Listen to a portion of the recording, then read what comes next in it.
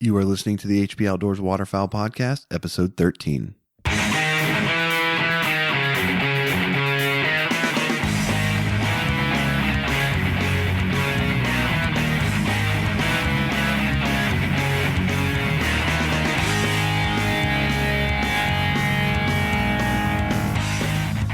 In this episode of the HP Outdoors Waterfowl Podcast, we're going to profile the wood duck.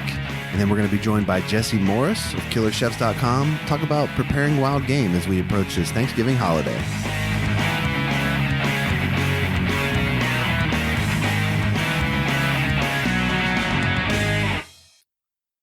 All right, welcome to this Thanksgiving edition of the HP Outdoors Waterfowl Podcast.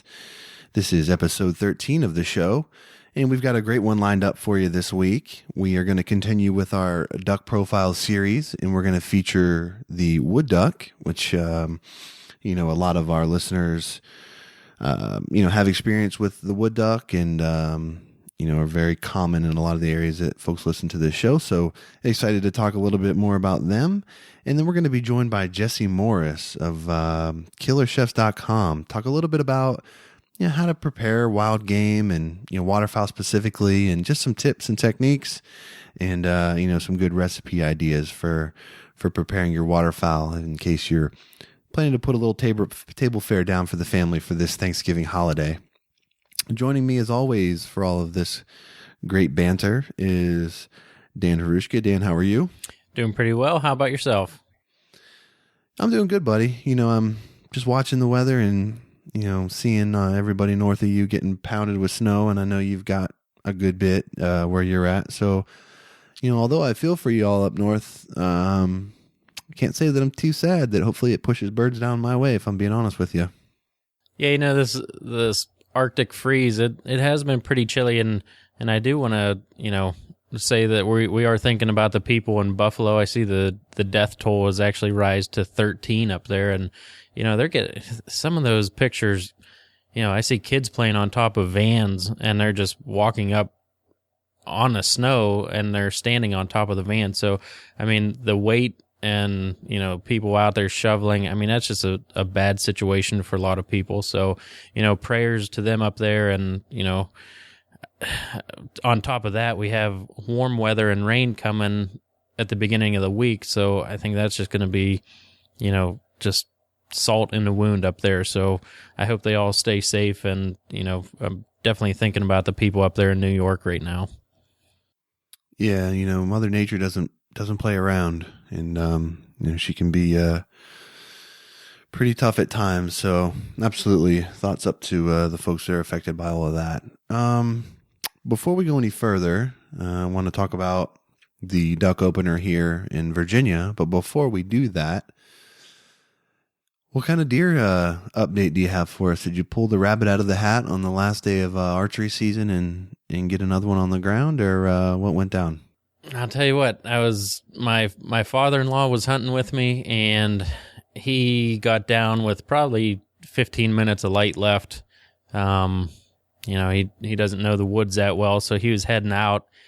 And in the last 10 minutes, I saw 7 different bucks, and the one that I've been hunting all season, I finally saw him the first time during shooting hours. He was a little outside 40 yards, and I just couldn't close it. I probably could have tried to sneak one in there, but that's just not my game when it comes to an animal like that. So, coming up here after Thanksgiving, rifle comes in, so maybe I'll get my shot then. But I thought I had it nailed down, something to talk about today, but it just didn't happen. So he's still running around. Well, the good news is, you can start duck hunting now. So, and hunting ducks and geese. So we're looking forward to hearing those stories as well. Yeah. We got a good Canada lineup tomorrow and some cut corn. So definitely excited. Got the snow covers out for what we're dealing with here, and my finger is very itchy at the moment, so I'm ready to go. Yeah, and we opened our season back up here in Virginia. The way we record the podcast and stuff, it makes it kind of tough. But the first day here was on the 15th of November, and me and my buddy Carlos went out to the blind out on the Potomac River, and I'm going to tell you, man, we had ducks all over us right at shooting light. I mean, I'm talking heavy mallards and some black ducks and stuff. I mean, all over us right before shooting light. And we had a good shoot early on in the morning, and then it slowed off a little bit as the morning went on. But we ended up with a handful of mallards. We shot one teal, and we shot the first pintail of the year. So all in all, a successful hunt in my book, and I'm looking forward to getting back out there tomorrow as well. And we've had the cold water, and there's some reports of some divers out on the river and stuff. So I think we're gonna move out of the backwaters a little bit and try to get out on one of the points and deploy the diver spread for the first time of the year and see if we can't knock a few of those down and maybe knock down a few honkers as well. So. Nice. Yeah, I've seen, we've had, a lot of the stuff's frozen over already up here. So, I've seen some Facebook pictures of some local guys, and, they're dropping redheads, and, just driving on my way to work, I get to look at a few waterways, and, there's some cans down here already. So that is very unusual for this area to be holding those birds this early. So, yeah, it's time to get out and get a shotgun in my hands for sure. Yeah, and I'm semi worried because like you said, there's a warm up coming. So I don't know what impact that's going to have, on the birds, and if that's going to stall things out a little bit. But it's really exciting to see, just good numbers of non-resident birds coming in this early in the year.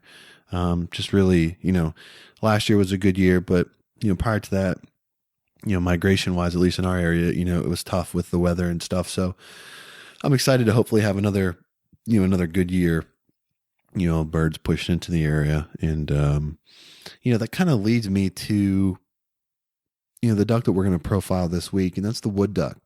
The wood duck's one of the first ducks to kind of migrate out of the area, as far as when it comes cold and stuff. But in the early portions of the season, where we're at, wood ducks are probably one of the most, if not the most populated duck that we see.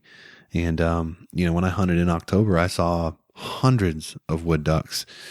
And Saturday, I'm not sure if I even saw one for certain.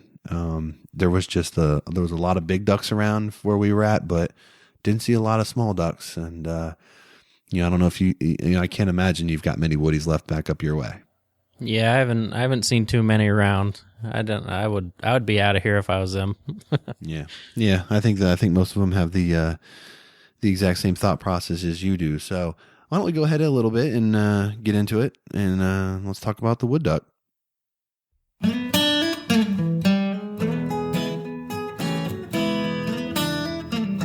Yeah, so the wood duck, the male and female, they're both around 20 inches, both about 1.5 pounds. They're very, very similar.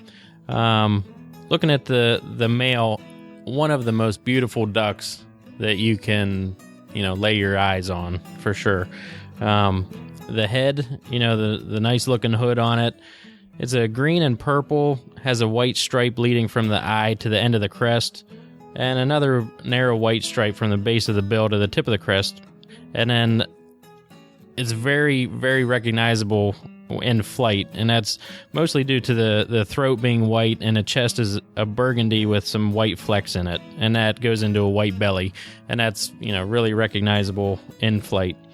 The bill is a brightly patterned black, white, and red, and the more mature wood ducks are just absolutely beautiful. And going into the female, you have mostly brown, as most females are. It has the neck is brownish. It has a little bit of green and gloss crest there. So it has a white teardrop shaped patch around the brownish black eye, and then it also has a white throat. And then the breast gets into a gray brown, and it fades into a white belly.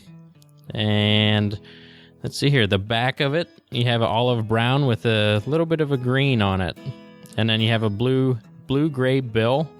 And the legs and feet are a dull grayish yellow. So that's a little rundown of the description of the wood duck.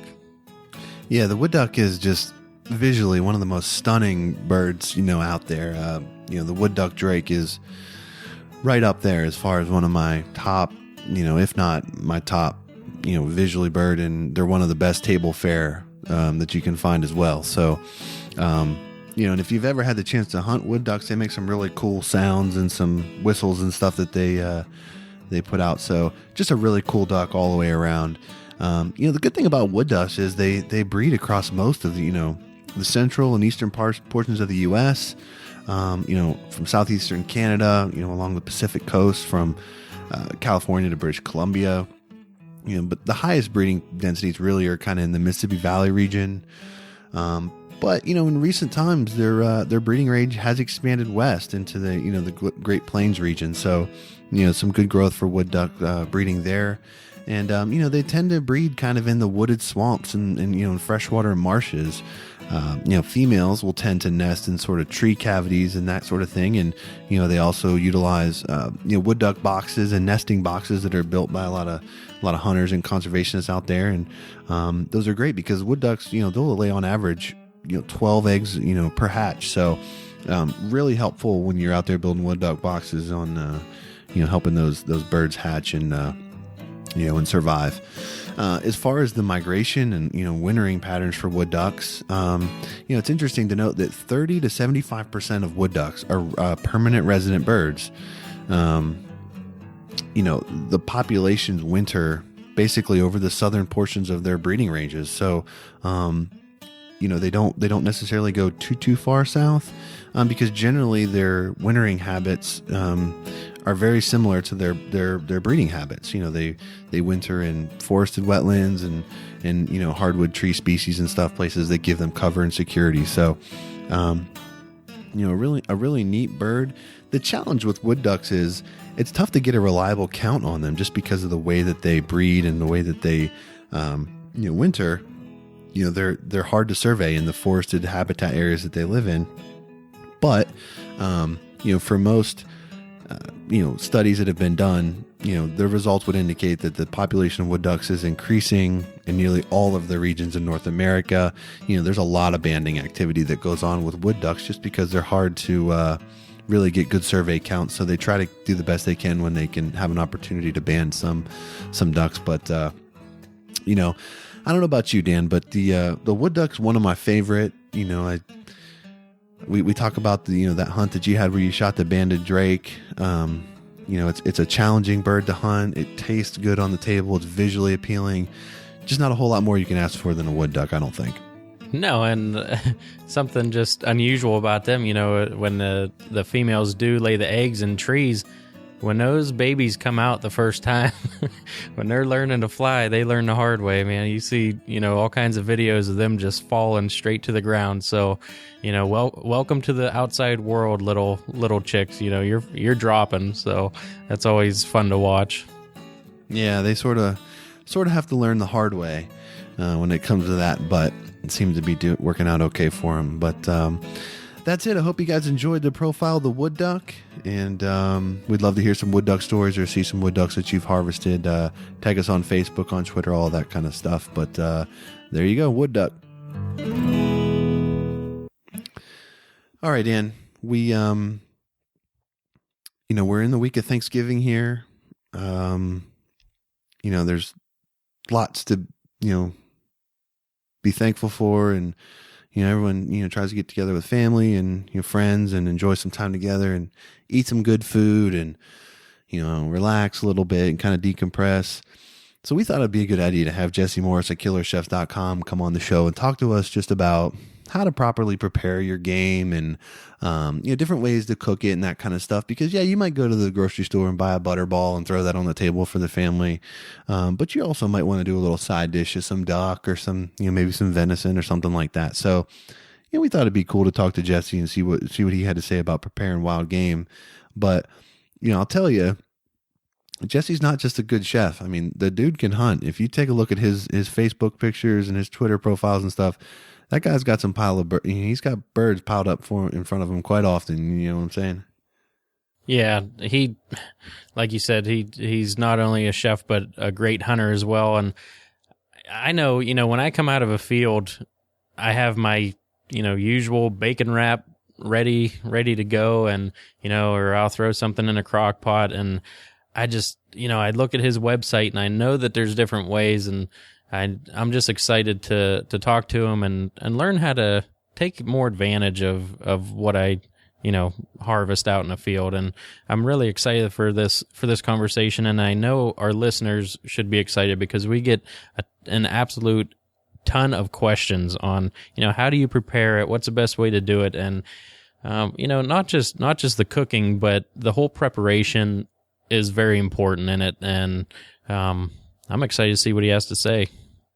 Yep. I think that the best part about, Jesse and Killerchefs and what he's got going on is he thinks a lot like a normal guy would, not like an executive chef would. He likes to keep it simple, and, he likes to do things that, you and me and everybody listening to the show can do in their kitchen, in their house, with the standard stuff that you can pick up at the grocery store. So it's nothing crazy. It's nothing, that you can't, pronounce, or nothing, nothing like that. It's just different ways to think about preparing duck, and really, really good information. So I don't want to put it off any longer. Let's go ahead and let's get into it. And we're going to be joined by Jesse Morris of KillerChefs.com.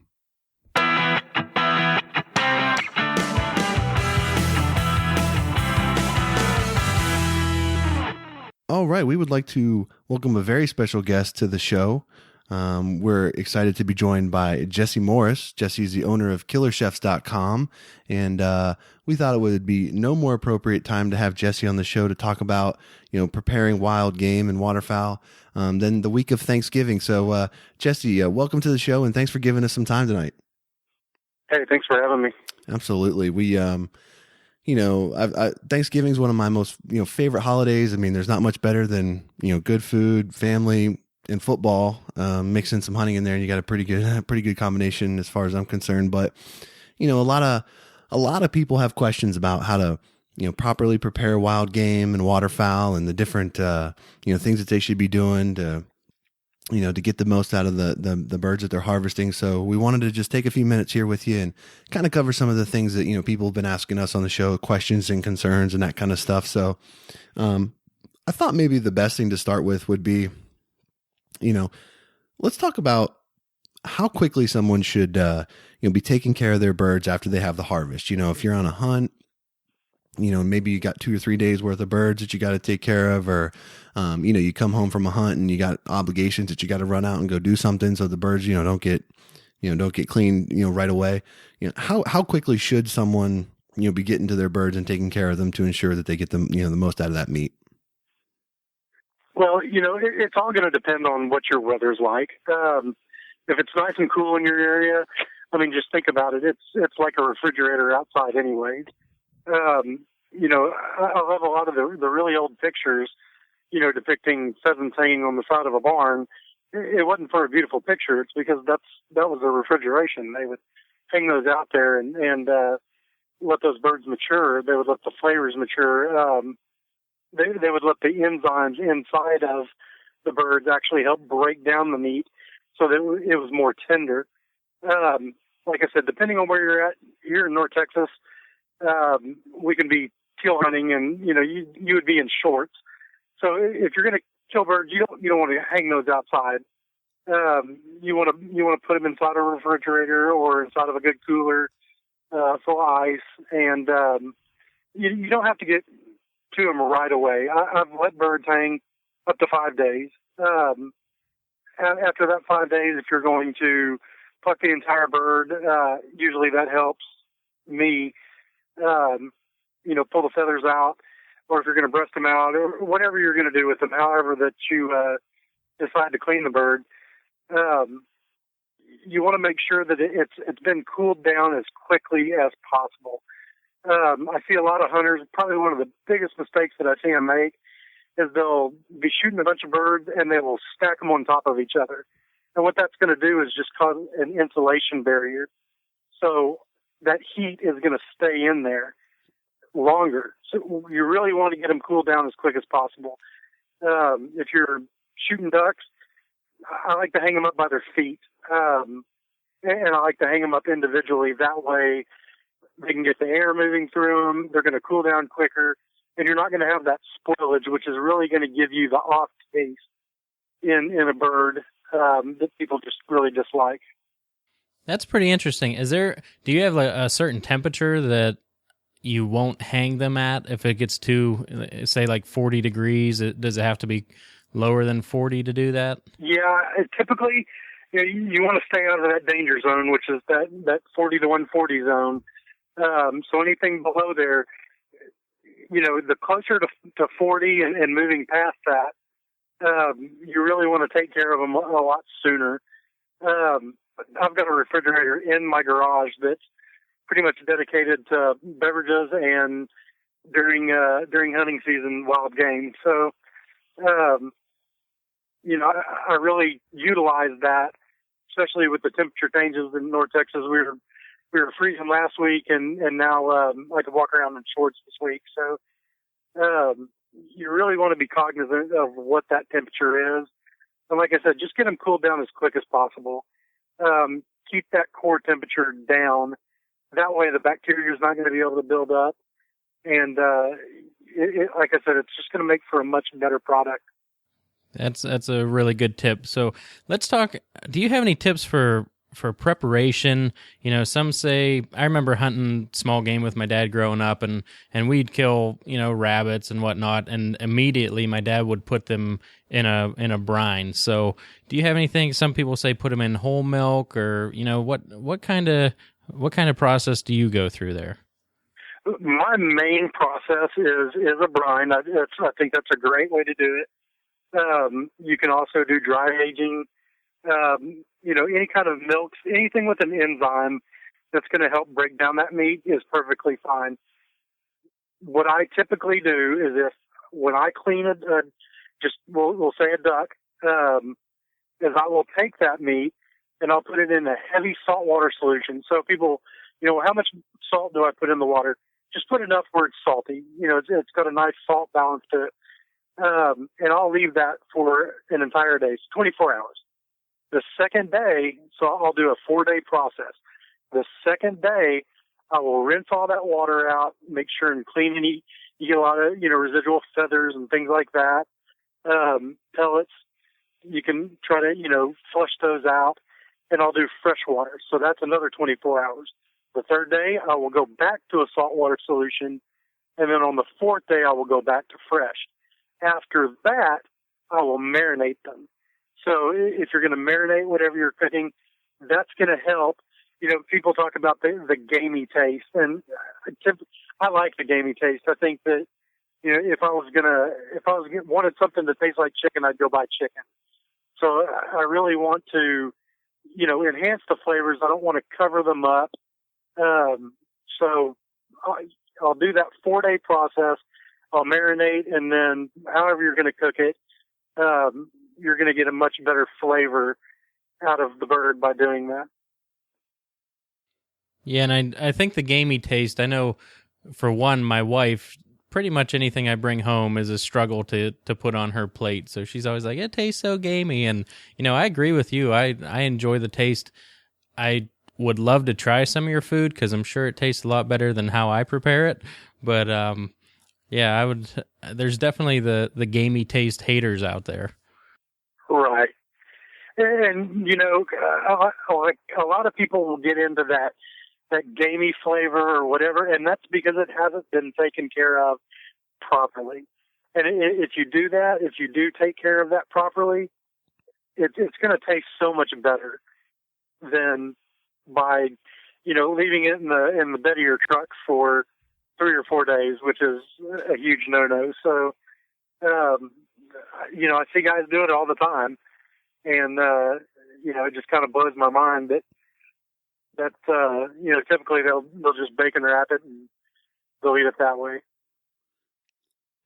So Jesse, one of the biggest questions we get on the show, we got a lot of guys that hunt Canada geese, and they reach out to us looking for different ways to prepare, Canada geese. And, a lot of people think that the only really good way you can eat Canada geese is making a jerky out of it, or, some sort of, crock pot, something where you can mix it in with a bunch of stuff and kind of mask it a little bit. But, what would you say as far as, a good way to prepare, Canada geese, or, maybe some popular sort of ways that you know of to do something different and other than just make some jerky?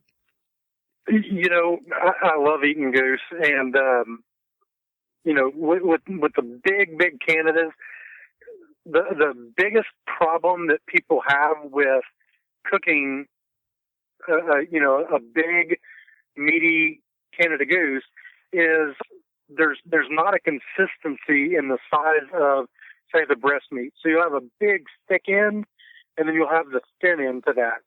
So when they cook it, you'll get an overdone piece at one end, and you'll get an underdone piece at the other end. So typically what I'll do is I'll take that big breast and I will cut it down. So I'll do what's called blocking the meat, to where I will trim it down to where it's a solid shape. And I can take that trim. You can use it in the stir fry. You can make jerky. Do whatever you want to do with that trim. But the bulk of your meat, you want to try to get that down to the exact same size. That way, it's going to cook evenly all the way through at the same time, and you'll be able to marinate it. You'll be able to do all kinds of other things with that bird that you couldn't do while it's a whole breast. So what I'll usually do with that is I'll block it down, and I like to dry age it. So I'll clean it down really good. I'll do my brine method, the 4-day method, and then I will make sure that it's nice and dry, and I'll just put it on a plate inside the refrigerator. And you'll see after a few days, and you want to rotate that. You want to make sure and keep it dry, but it'll kind of build up a skin to it. And then after about 4 days, I will cut that, just very top layer skin off, and you'll see just how dark that meat has gotten, and then I'll cook it. And it will help with the tenderness. It will help with the flavor. That's my absolute and most simple way to cook Canada goose. That makes a lot of sense to me. Because if you just think about it, even, something that a lot of people eat as far as, red meat and that kind of thing, you might like the flavor and all that sort of stuff. But if you get a slice of that's not cooked properly, whether that's, overdone for you or, too rare for you, whatever it is, you just don't enjoy it as much. So, being able to, get a piece of goose and make sure that you prepare it to the exact, temperature that you like, definitely makes a lot of sense to me as far as being able to enjoy that piece of meat. But, how about, do you have a favorite Canada goose recipe that you like to go to when you get a big pile of them? Well, the nice and simple way to do it, like I said, it'll taste like steak when you're done with it, I promise. I don't really have a favorite Canada goose, but speckle belly. I love eating specks, and I've got a dish that's on killerchefs.com that I came up with while I was in Canada, and the guides didn't like eating goose, and so I really wanted to cook something good for them, and I wanted to use what was around me, and we had hunted in a huge pea field, and all the pea swaths and all that stuff. So I did a dish that it used up a ground pork that the Mennonites used. I think it was just like pork skins and everything, but it's really fine ground. If you can't find that, you could use some sort of bacon or some sort of pork product just to help with the fat. Stewed tomatoes and the peas. So it's real simple that you would cook the bacon. Add a little bit of onion to that, saute that together, add in the tomatoes and the peas towards the end of it, and let all those flavors just kind of come together. And then I would just grill the speckle belly, cook it to about a medium, and then I would take it off, let it rest, and slice it thin and put it on top of that ragu, and it was fantastic. Really good dish, and I think everybody enjoyed it. Man, I'm sitting here now, and my mouth is just watering already.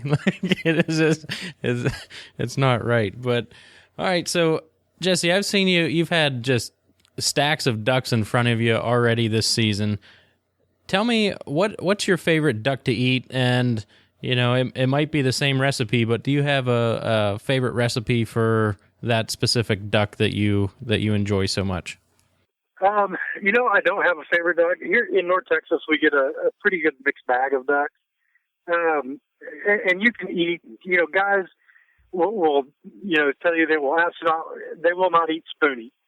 And I've cooked spoonie for people and not told them what it was, and they absolutely loved it. And then when I told them it was spoonie, they nearly fell out of their chair. I mean, you can eat all ducks as long as you go through that process to take care of them properly. You'll get a good flavor out of them. We eat a lot of gadwalls. We get a lot of those here in North Texas. A good fat mallard is always good. Wood ducks have a really good flavor to them.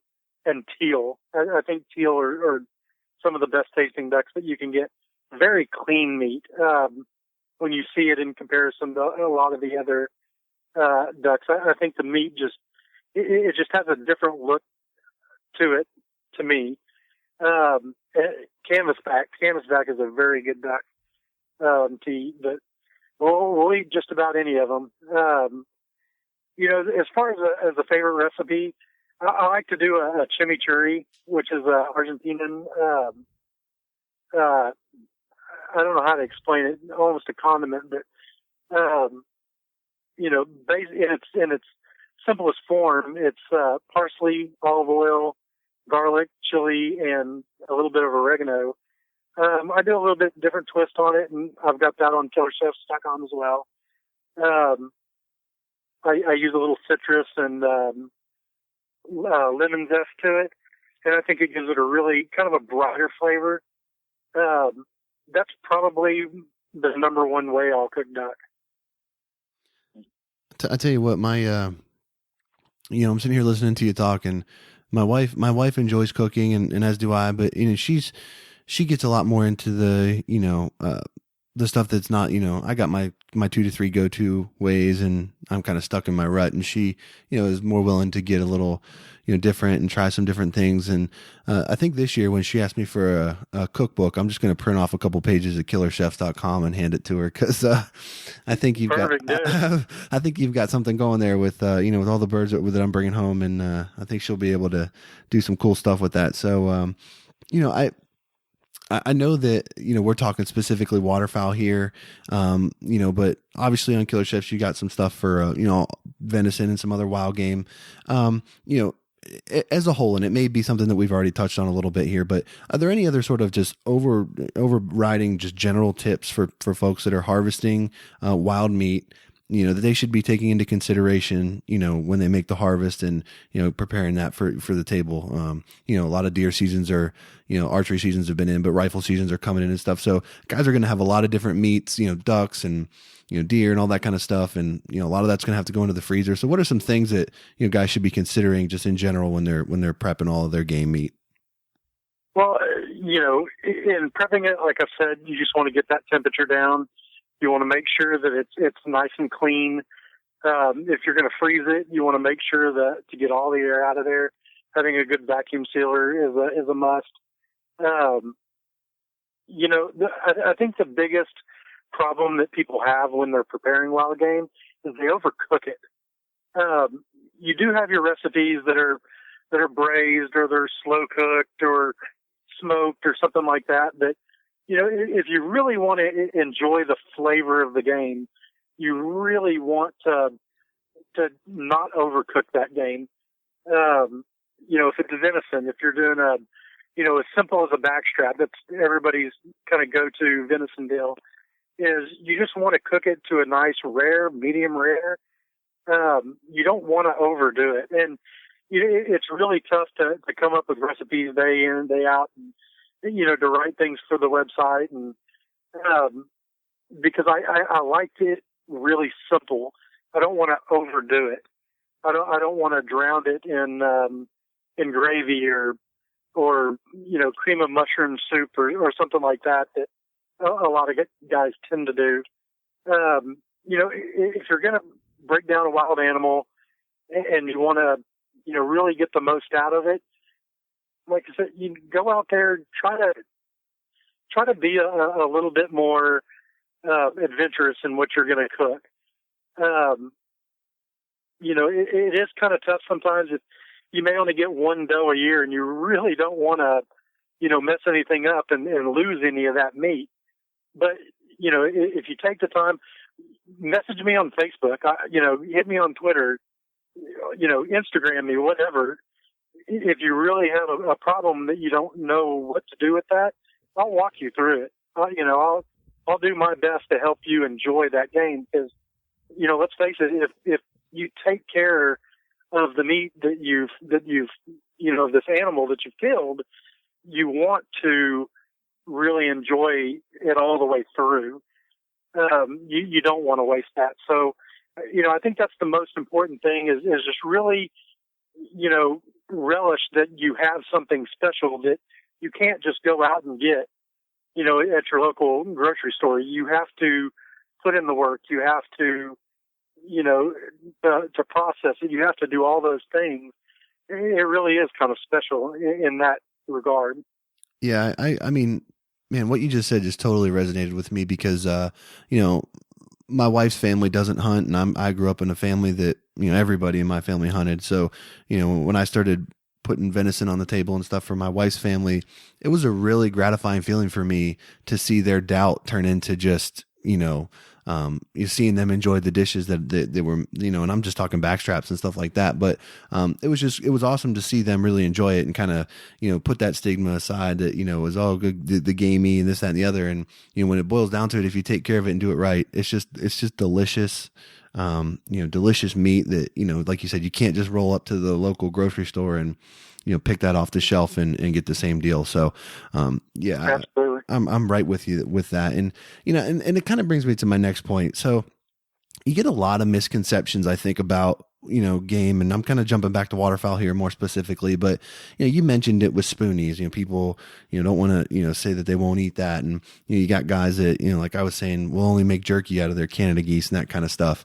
I know that there's some ducks that, you probably shouldn't eat, and, depending on where you're at and stuff, they talk about mergansers and stuff like that having high mercury levels, and, those aren't really, ducks that are known for good table fare, in general. But overall, what would you say some of the misconceptions are that people have out there about eating and preparing waterfowl? Guys that shoot a lot of divers, you'll see on these message forums, those aren't any good for eating. And then some guys just say, they love them and they taste just as good. What do you think some common misconceptions are out there about eating ducks? I think the biggest one that I get is they'll say, "Ooh, you eat duck? Well, isn't that greasy?" That's always their kind of go-to, stereotype of what a duck is. And I think you can kind of get back to the old, recipes that there were confit where they're cooking them in their own fat and they're storing them in their fat. And then you're reheating those in their fat. And it's greasy. It's absolutely delicious. But, that was kind of the French way, or however way to cook duck was the confit. So they really have this conception that it's greasy, or, it's going to be really fatty. But, as we know, wild animals, they work really hard. Ducks throughout the migration, we don't really get the big fat mallards in Texas just because they've flown all the way from Canada. They've expended all their energy. They're absolute athletes to get here. So, the meat that we get here is probably a lot leaner than, further north of us in the flyway. That being fatty and greasy and things like that, that's probably the number one misconception. The other one is, people have been so accustomed to eating, farm-raised chickens and farm-raised beef and, everything that, they've had hormones pumped into them and antibiotics and all that stuff. And, they have equated that with, well, they've had all that medicine and all that, they should be healthier. I disagree. If you've ever been to a chicken farm, it's an absolute disgusting place. And I'm not saying all chicken farms, I'm just saying a lot of chicken farms that I've seen, and I grew up next to a poultry farm. when they keep them in tight quarters and they're all in there in the dark, and they're extremely unhealthy animals. If you see a mallard flying into the spread and, wings cut, they're absolutely healthy, athletic, beautiful animals. That meat is going to be better to eat than that chicken that's been in a dark pen its entire life. So, people they kind of get that, well, I don't know where that bird's been. Well, I don't think you knew where your farm-raised animal was. You might not want to know where that farm-raised animal has been. Yeah, I mean, if you've been to some of these farms, you would quit eating that kind of food. So, I think that's a misconception, and I think a lot of people are getting much more educated about these factory farms and how these animals are treated and raised and all that. And I think the popularity of eating wild game and something that you've taken yourself and butchered and taken the time to do the brine, do the marinating, to whatever it is to make really good table fare. Yeah, I think people are getting much more educated about that, but I think it's gaining popularity, and that's good for me. I love that. Yeah, I think unfortunately the mass production of farms and chicken farms, stuff like that, people, I think, like you said, they are getting more educated. It brings me to my next point. You said a mallard flying into the decoys and you drop it, that's a healthy bird. Unfortunately, sometimes it's not. It might have got peppered by someone, it didn't quite knock them down, and it might have an infection or something of that sort. What are some red flags for meat that guys need to be aware of? Sometimes you see a rice breast on Facebook or something, and just kind of what do you look for to make sure that what you are putting on a table is healthy? Yeah, you want to make sure that everything just looks nice and smooth. When you're cleaning these birds, inevitably you're going to gut the bird. Look at its inside. Does the liver look, shiny and clean and healthy, or is it spotted and wrinkled? And does it look healthy overall after you take it? I really, and honestly, I haven't seen that much rice breast in person, and we kill lots and lots of ducks every year. But you just want to make sure that it looks good. I've seen them with, weird shriveled up legs and feathers that were not real healthy. And if it has a really bad odor to it, while you're cleaning it, it's probably a sign that maybe something was wrong.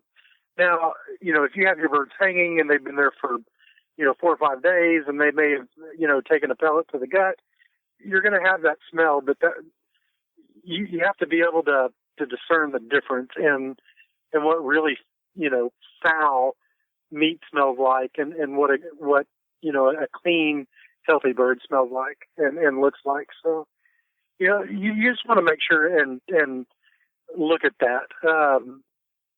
The entrails of an animal will give you a lot of good clues to how healthy was that animal.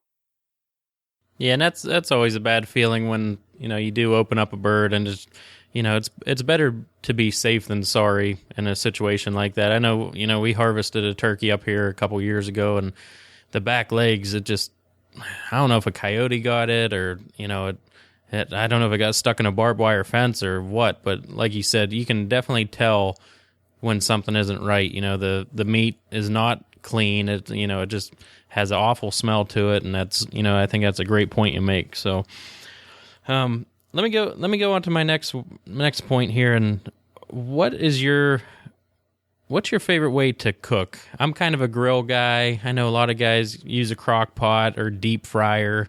What's your go-to there? I'm a grill guy as well. I think that if you're gonna, like I said, take one of these animals you really want to enjoy the flavor of that particular game. I don't like to mask things. I don't like to cover them up.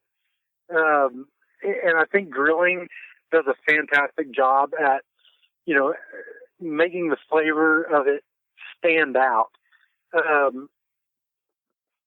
I like to use cast iron a lot. I like to sear things in. I like to use I've got a Dutch oven that I absolutely love. I like to braise things.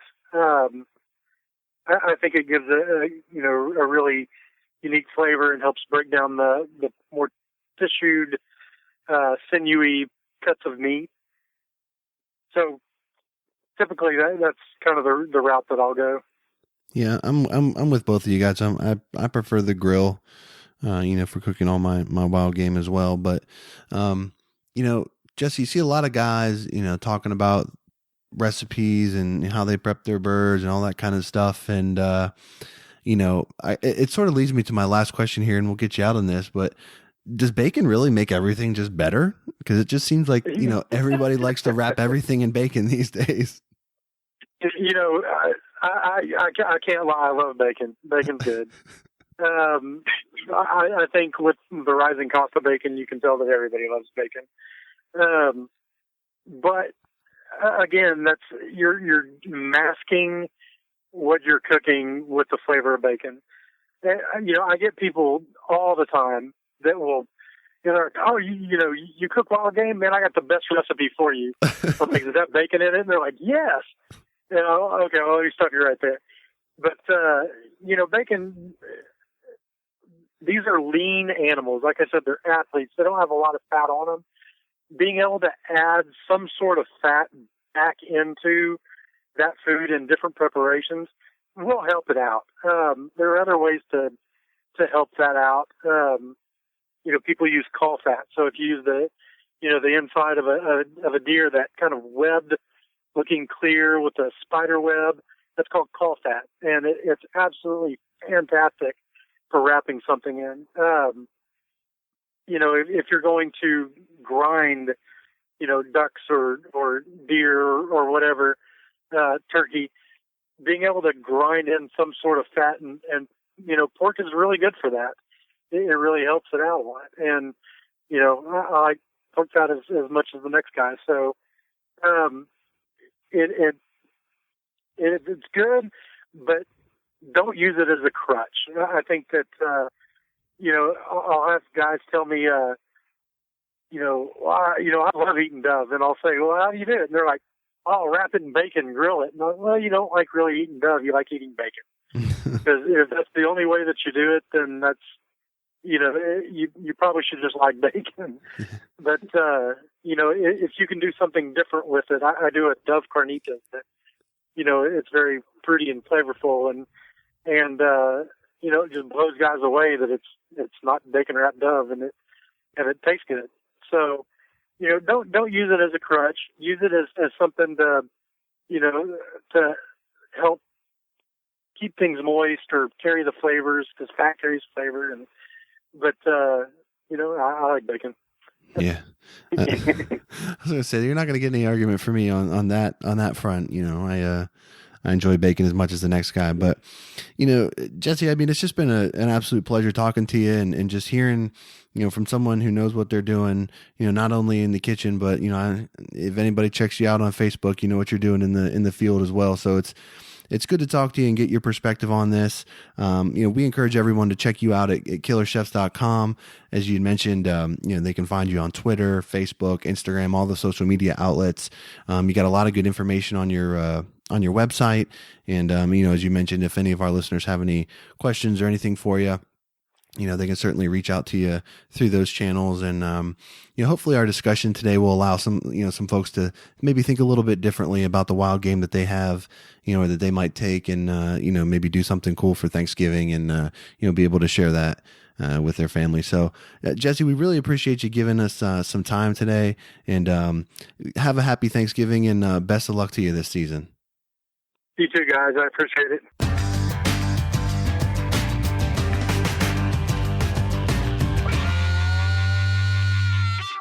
Well, there you have it, Dan. I bet you after that conversation, you can't wait to just go tear into a pile of spoonies, can you? If I was hunting with him, I would be very excited for that. I still probably don't trust myself, but I'll tell you what I do trust myself doing, and that is properly prepping the meat now. And, usually I just come home and rip the bird apart and go and start doing it. And, the way he was talking about flushing it and or hanging it or anything like that, just it really never even crossed my mind. So, I'm ready. I'm going out hunting in the morning, and I'll hopefully, bring a couple geese back and try some different techniques here.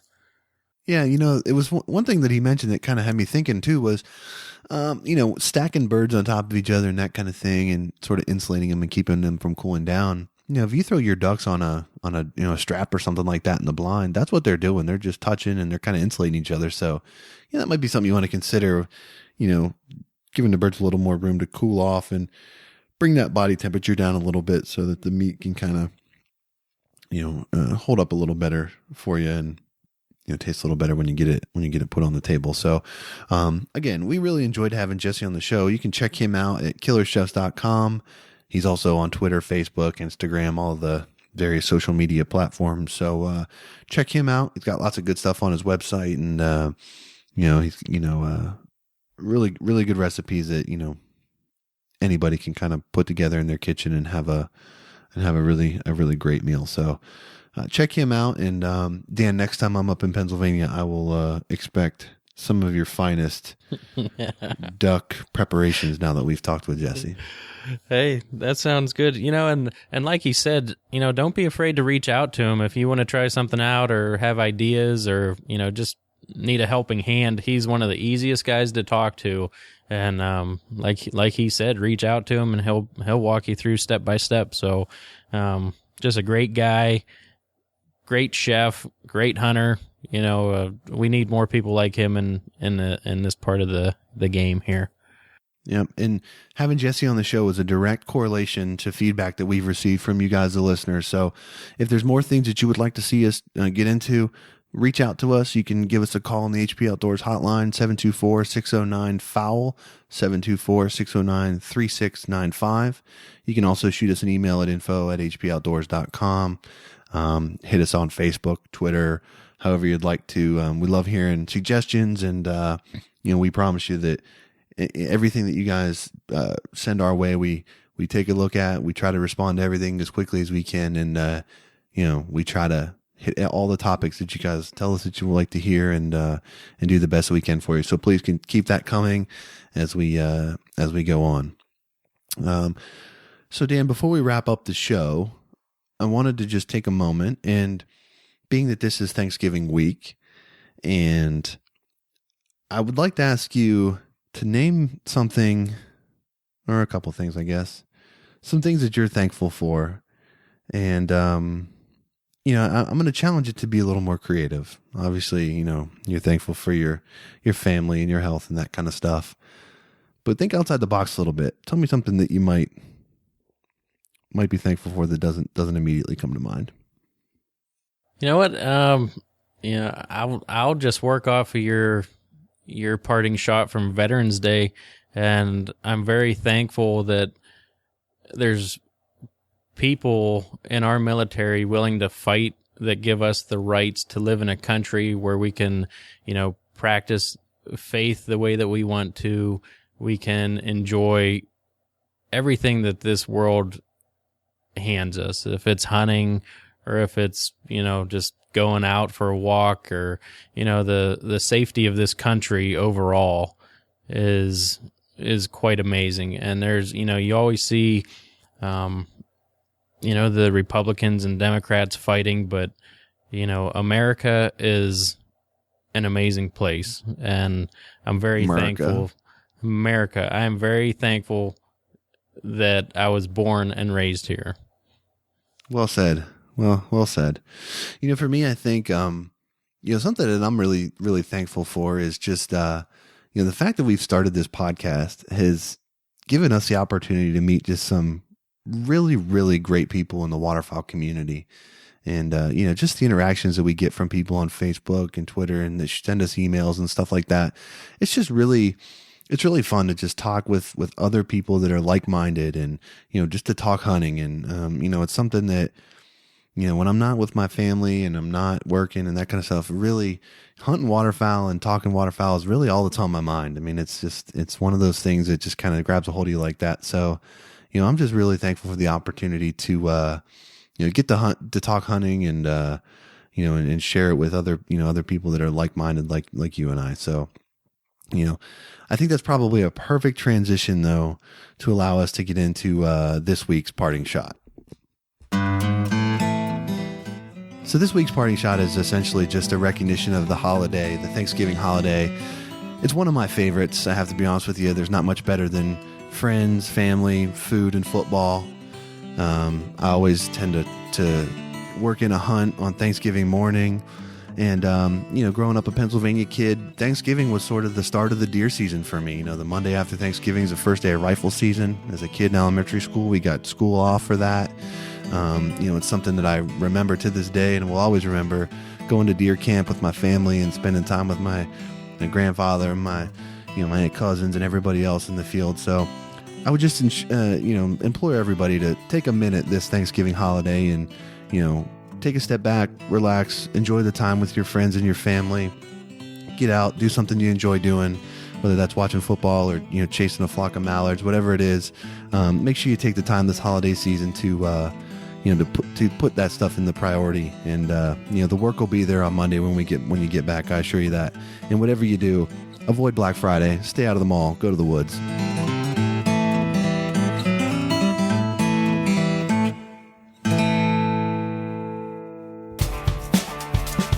All right, that's going to do it for episode 13 of the HP Outdoors Waterfowl Podcast. We'd like to thank Jesse Morris from KillerChefs.com for joining us, and we hope you enjoyed the profile of the wood duck. You can check all our episodes on HPOutdoors.com as well as iTunes. If you haven't had the chance yet, please feel free to leave a review and a 5-star rating on iTunes. We greatly appreciate that. And we always take your feedback at info@hpoutdoors.com. Again, thank you to everyone. Happy Thanksgiving for Dan and myself. Till next time, take care.